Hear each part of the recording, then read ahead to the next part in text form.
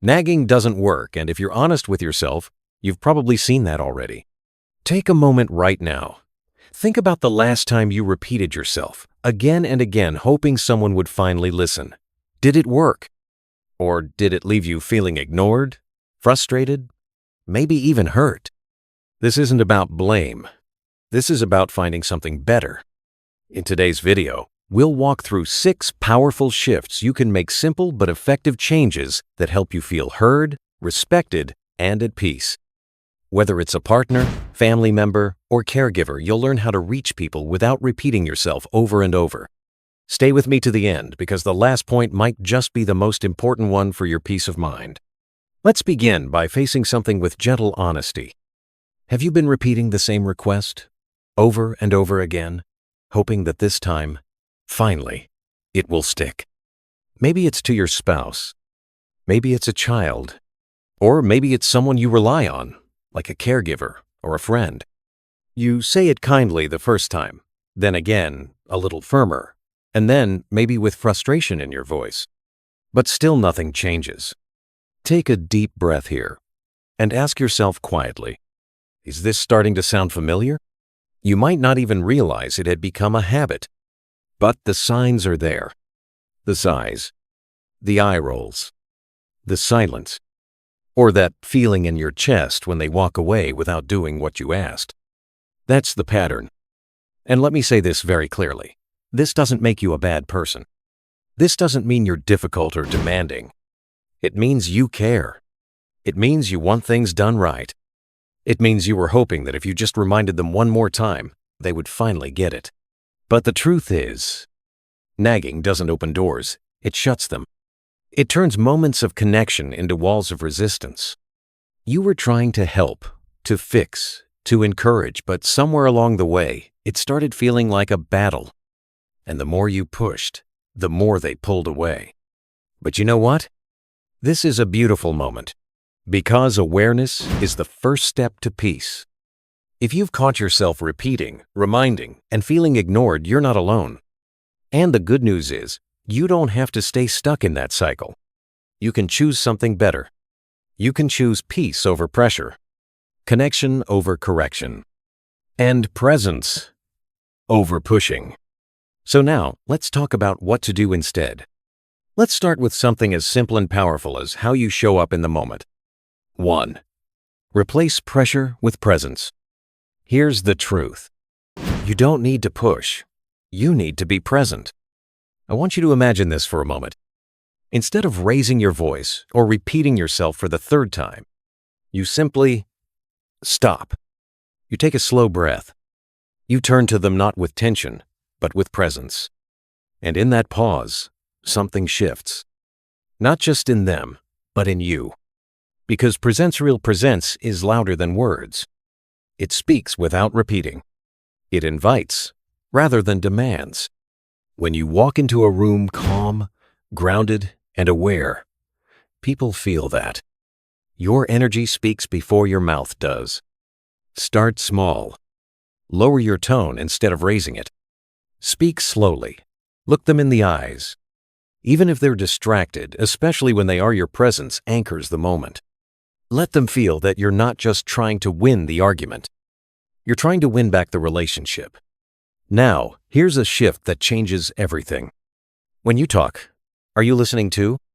Are you allowing space for the other person to speak, or are you rushing to get the point across before they lose focus again? Active listening isn't just for them, it's for you too. It helps you slow down, breathe, and actually hear what's going on underneath their resistance. Because maybe they're overwhelmed. Maybe they feel criticized, even when you didn't mean it that way. Maybe they just needed to know that you see them, not just the mistake. And here's the encouragement I want to leave you with in this section. You have the power to shift the energy in any room, starting with your tone and presence.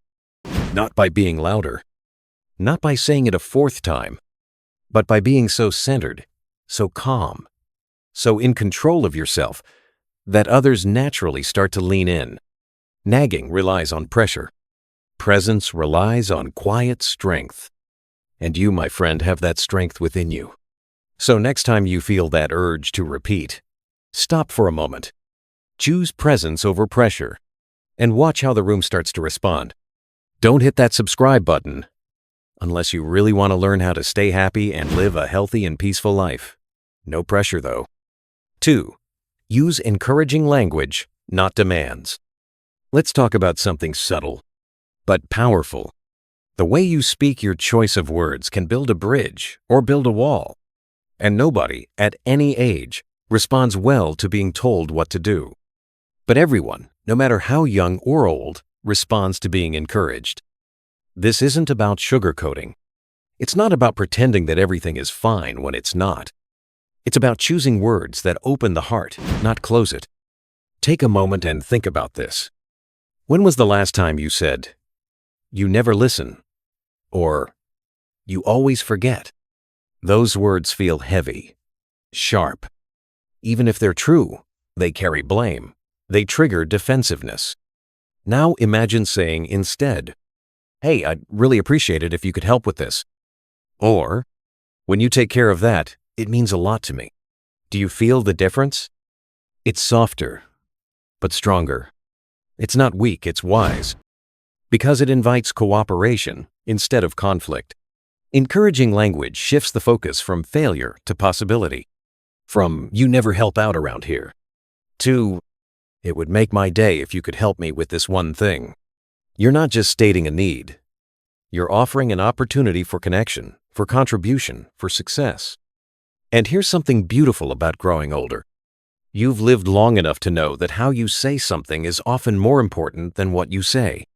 You've seen it in your own life how a kind word can lift someone's entire day, how a gentle tone can calm a storm. That's not weakness. That's wisdom. That's leadership. When you stop demanding and start encouraging, people lean in. They don't feel forced, they feel invited. And here's the real motivation I want you to hold on to. The way you ask can inspire, not push. You're not trying to control people, you're trying to inspire them to care. And encouragement is the language of care. It sounds like hope. It feels like trust. So the next time you're tempted to say, "Why don't you ever," pause, breathe, and say instead, "It would really help me if you could," then watch how differently the moment unfolds. 3. Focus on connection over correction. Now, let's go even deeper. Sometimes, the real goal isn't to fix the issue, it's to reconnect. You may want the socks picked up, the door locked, the appointment remembered. But if the relationship feels strained, if the other person feels like they're always in trouble or always disappointing you, then even the smallest request can feel like a burden to them. So instead of jumping straight to correction, slow down. Focus on connection. Start by asking questions, not giving instructions. Something like, "Hey, is everything okay today? I noticed that didn't get done. How are you feeling? Can I share something with you that's been on my mind?" That's not nagging. That's opening a door. That's telling the other person, "You matter more to me than the mistake you made." And here's a hard truth that leads to a soft result. When someone feels constantly corrected, they stop listening. But when someone feels understood, they soften. They become more open, more willing, more human. So instead of saying, "I've told you 100 times to put the lid on the jar," try this. "When the lid's left open, it makes me feel like what I said doesn't matter. I know it's small, but it would mean a lot if you could remember next time." Now you're not just correcting behavior, you're sharing how you feel. Without blame, without guilt, just honesty, soft honesty. And this is where your power really shines. Because people listen more when they feel safe, not judged. Think about your closest, most meaningful relationships. Were they built on constant correction? Or on connection, on shared laughs, real conversations, and gentle understanding? Even now, even later in life, your relationships are still growing. And every time you choose connection over correction, you plant seeds of trust that grow into lasting peace. So today, shift your focus from pointing out what's wrong to pointing toward what's possible, from fixing them to truly seeing them. Because more often than not, the issue is just a surface crack. But the connection, that's the foundation. And when the foundation is strong, everything else becomes easier to build. 4. Practice patience and pause. Let's slow it down for a moment. Because that's exactly the point of this next truth. When you feel the urge to push pause, take a breath. That moment, that pause, can change everything. It's so easy to get caught up in the moment, to feel frustrated when things don't go as planned, to feel invisible when your words seem unheard. And in that tension, the urge resisto, say it louder, to say it again, to insist. But here's your quiet power. You don't have to react right away. You can pause. You can choose to reflect, not just respond. You can take back your energy and use it with intention. And that's not weakness. That's mastery. That's the strength of someone who has lived, who has learned, and who understands. Not everything needs to be said right now. Not everything needs to be done in this minute. Sometimes, just a few seconds of stillness can save an entire conversation, can prevent a misunderstanding, can turn tension into tenderness.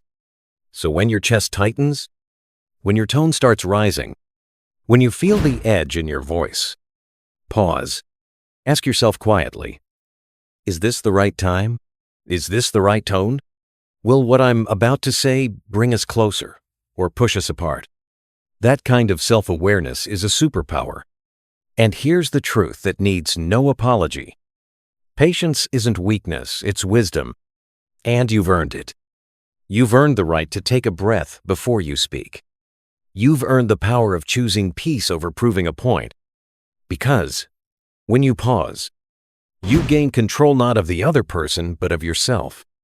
And that's where your influence truly begins. Let this be your quiet mantra. I choose to pause. I choose to lead with calm. I choose peace over pressure. And watch how even just your presence begins to shift the atmosphere. 5.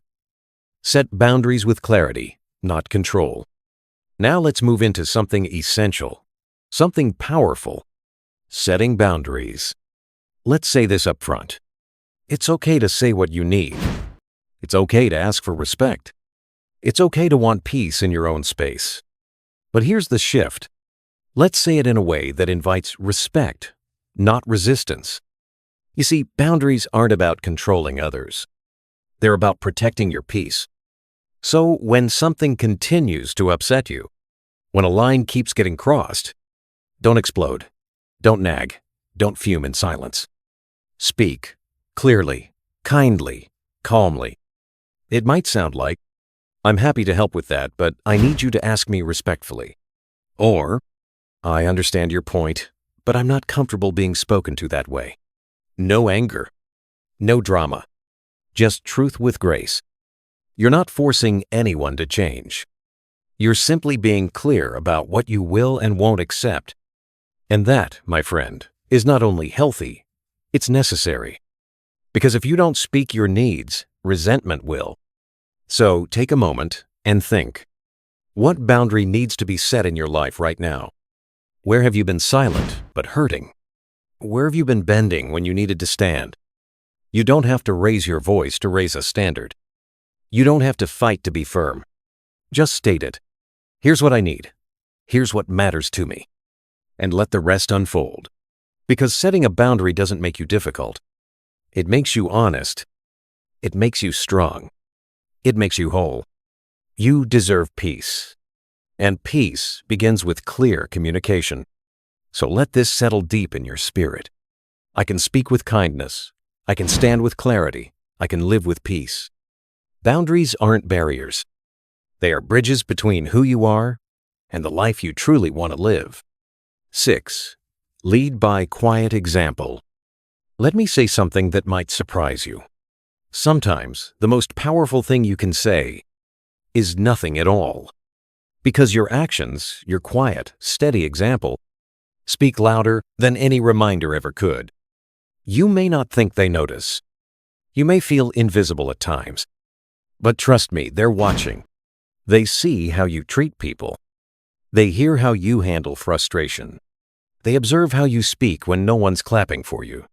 And over time, that quiet example does more to shape hearts than any amount of pushing ever will. So, instead of repeating yourself, model what you wish they would do. Be the behavior you want to see mirrored. If you want them to speak with kindness, let them hear kindness in your tone. If you want more cooperation, let them see cooperation in your actions. If you want more patience, show them what patience actually looks like. Because here's a truth you've lived long enough to understand. People rarely change when you pressure them, but they often shift when you inspire them. You don't need to preach. You don't need to insist. You don't need to raise your voice to raise the standard. Just live it. Be consistent. Stay calm. Stay loving. Hold your ground quietly, gently, firmly. You're planting seeds every time you choose presence over pressure. Every time you choose kindness over criticism. Every time you live out the peace you want in your relationships. And even if they don't say it out loud, even if no one gives you credit, your quiet strength is teaching. It's teaching respect.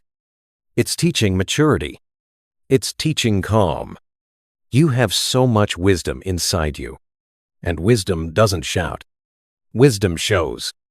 So let this be your quiet declaration. I don't need to control. I choose to lead by example. And believe this, that is more powerful than you know. Closing. 2-3 men's. So let's take a deep breath together and let this all settle in. Today, we learned that nagging doesn't lead to change. But your presence does. Your patience does. Your peaceful communication does.